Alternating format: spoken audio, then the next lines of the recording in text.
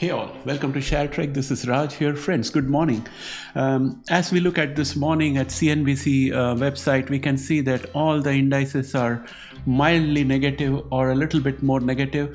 And this is all because of the interest rate expectations, how the Fed will be influenced by the unemployment data that might come up today at around 8:30 a.m. So I have a watch going on out here. I'm looking at the non-farm payrolls and unemployment rate which are going to come out. We have the previous consensus and forecast out here. If unemployment rate comes in weak, then that would signal to the Fed that inflation is not a given, and therefore it can recalibrate the markets, and that in turn is going to lead to this 10-year yields starting to come down, and that will help money to rotate back from the bonds market and back into the stock market, and we should see some movement. Let us go ahead and have a look at the number of companies in S&P 500 who are above their 200-day average. Now, they are around 20.57% improvement out there compared to the previous trading month. So I'm thinking this month the rally is kind of improving. And of course, the sample size is very less, but still we are in a better situation than we were at the close of last month. Likewise, for the number of stocks in S&P 500 which are above their 50-day average, we have a good improvement from where we were at the end of last month. However, when it comes to the number of companies above that 200-day average, we have definitely seen a drop out there, a drop of around 2.67%. So overall, I think things are not as bad as they look, and I think once we have unemployment data coming out and the picture becomes clear, then the bond market will readjust itself. And if I was to look at Dow Jones Industrial Average, remember all these charts I'm showing you is monthly chart, which means each calendar is a month. So you can see this long-term trend line starting from 2010 and going all the way to the future. And we are still way above. So we are still in a bull market at this point of time in Dow Jones. Let us go to S&P 500 first. So S&P 500 also shows you the same kind of situation with regard to the bull channel. So S&P 500 is also on bull channel. Let's go to NASDAQ itself. And in NASDAQ, I have drawn a recent trend line. But if we were to look at a long-term trend line, let me take this from here. I think this would be a decent representative of a long-term trend line, and we can see that we are still bullish, which means if there is a fall, there is going to be significant amount of fall with a huge support area somewhere around the 16,100 range. There is a lot of support out there, and there are a lot of other support lines which we can see out here. So overall, I'm not going to panic right now. If I look at VIX, you can see that the VIX has gone up by 1.49%, and it has broken through the resistance, which was there at 18.16. So I'm going to mark this as mark this as green, as it was. Now, if I was to look at the prior put call ratio, I can see that the market is very bearish at this point of time. So the key lies with what is going to happen with the non-farm payrolls and unemployment rate. So I'm hoping that if they come weak, we will see, we'll be rescued from our predicament. At least I would be rescued from my current predicament, and I'll see some positive returns. Now, going back to the stocks that I entered into, which I think was a big mistake, I would like to go to Rigetti first. So Rigetti is putting on a little bit of positive in the morning, and I think that it can still go down further. Let me go to the one-day chart and show you where we are. So we are just at the bottom of yesterday's sell-off. We are within the candle body out there. We are up 0.90%, which is almost 9 cents.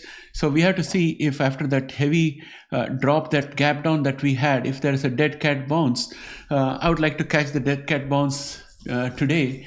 to see if I can reduce some of my positions on Rigetti. So that's one aspect. And the other aspect is to look at FNGU, where I had put some money, and FNGU is down 1.66 in the pre-market trade, and the constituents of FNGU like Google is mildly down 0.09%, and the MACD is bad, momentum is still viable, Tesla is positive 0.15%, it is struggling out here. If only it was able to make a little bit of a higher high and a higher low, then we can say that it's out of the woods. Right now it's not out of the woods, but it's attempting, because momentum is at average and MACD is on the mend, and pre-market we are mildly up, so that gives me a little bit of hope. Apple is down 0.05%. Chart is looking really brutal out here. Don't expect much from Apple today. Meta is down 0.40%, and the chart is looking mixed at this point of time. It is still in a bull channel. MACD is bullish but moving towards the signal line, and momentum is just above average. So I am still hopeful that Meta might give something. And Amazon is down 0.37%. Chart is looking bad. No hopes from Amazon for FNGU today. Microsoft is down 0.06%. Chart is mending, but momentum is below average, and it is still above the diagonal line of support. So I'm hopeful that Microsoft may contribute to FNGU today. AMD is down 2.26. Many people are writing off AMD. MACD is moving in the wrong direction. Momentum is dropping, so not hoping much from AMD. And that leaves us with NVIDIA. So if we go and look at NVIDIA, it's down 1.76%. And for some reason, I'm not seeing the MACD out here. Let me close this pane and open it again. Yeah, now we can see the MACD. So MACD is moving in the wrong direction. Momentum is just flat. I still hope that NVIDIA can deliver something today. And if NVIDIA manages to stay positive today, it may continue to be under this diagonal line of resistance, which was earlier a diagonal line of support, but it will still be in a bullish channel because we have got higher lows. I don't want it to make new lower lows because that will be detrimental. So that said, I think that I'm going to wait for the economic calendar to give some results. It's almost 8:29, so I want to close out this video after looking at the economic calendar. The CNBC will give us the analysts' expectations, because different analysts will have different takes. So we can validate what we think about the jobs report and compare that with what the analysts are saying, so that if we have made a mistake in analyzing it, we could stand corrected. So let us do this. Yeah, the numbers are about to come. You can see these lines running around here, which always happens when the numbers are ready to come. So let us see what is happening here. Here we have the numbers. Unemployment rate 6.7%, consensus was 6.9, forecast was 6.8. So unemployment rate, oh, this is for Canada.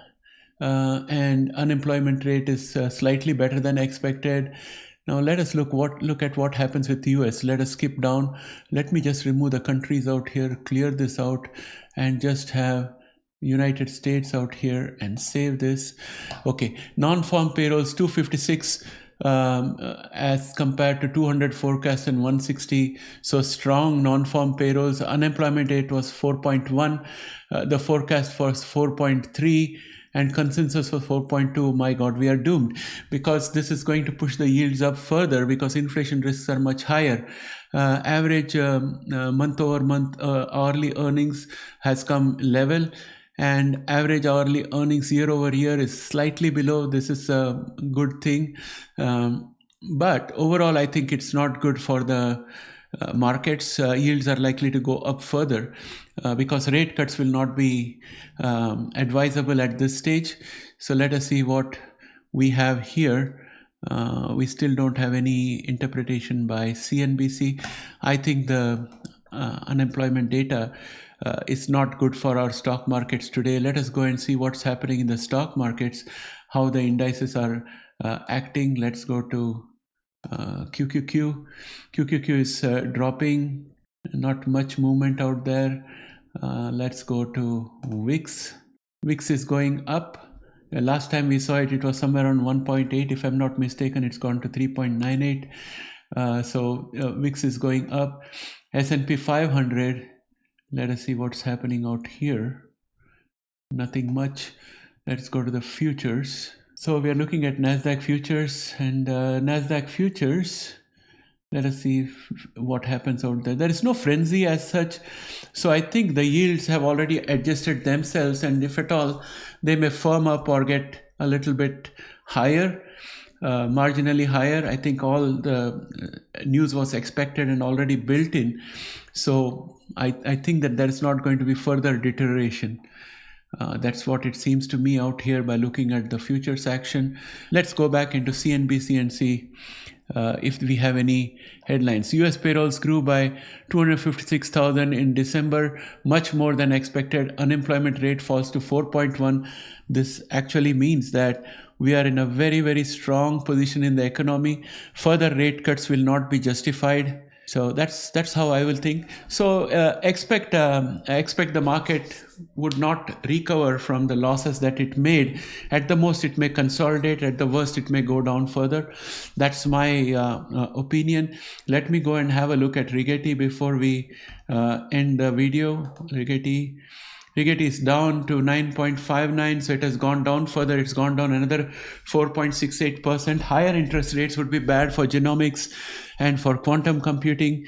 So it's curtains down for me for at least the foreseeable future, and I'll just be able to comment on the stocks. And I would not be investing too much because I want to conserve my capital for the really strong opportunities. You can see FNG is down 4.26% pre-market. So guys, it's not as good as I thought it would be. Things are looking bad out here. So with that, I would like to end this video here, and thanks for watching. And please let me have your ideas in the comment section, because when the market is volatile, that's when we need to collect all our opinions and see which of the thesis is the best. So I invite all of you to please share your thoughts. And before I go, I want to also have a look at SANA, which is another biotech stock. Let us go to our genomics, and in genomics, we have SANA. And SANA is up 10% this morning. And we have some news also out here. Sector healthcare 2 days ago.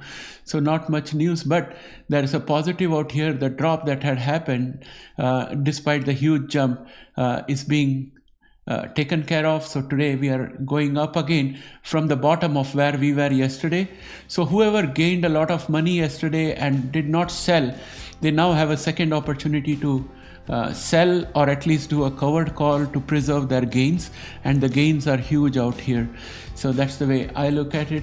So SANA is doing very well.